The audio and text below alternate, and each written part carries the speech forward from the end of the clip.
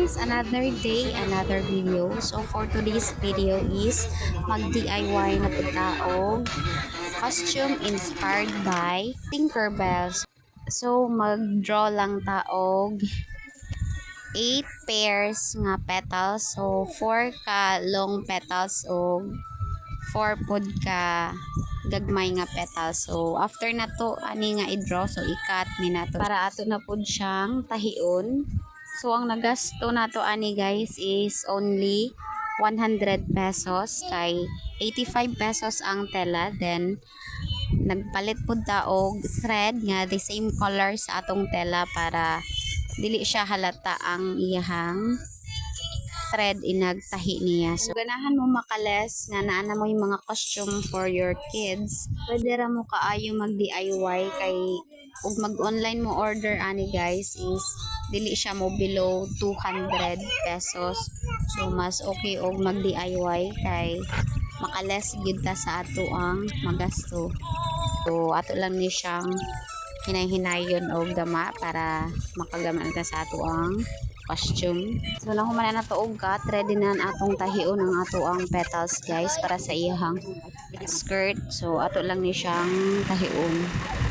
Kung mangutan na mo guys, asa ni nako napalit ni ako ang mini sewing machine. So na-order na nako siya online. 200 pesos na ni siya guys, dala na siya shipping. So ganahan mo nga makasave mo, so magpalit na lang mo ani ka ng maka free shipping mo na natuog lahi ang mga petals guys para sa iyahang lower part. So dili gyud na to malikayan nga malangay ta sa atong buhaton guys, kay as a mother, so responsibility jud na nato nga unahon nato ang atong anak. Kay nagpalambing-lambing naman pud siya, so ganahan man siya og camera na napakit-cute pud in taon siya og apil, harang lingawan niya basta naay camera guys. Ganahan po siya mag-apil-apil sa atong buhat. So i-continue na nato ang atong gama.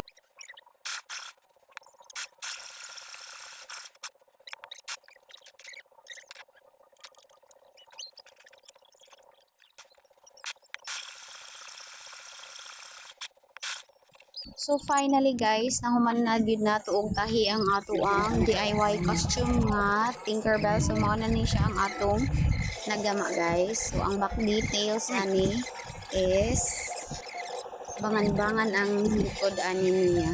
Then ang front pod is cute kayo guys. So mao ni siya ang front.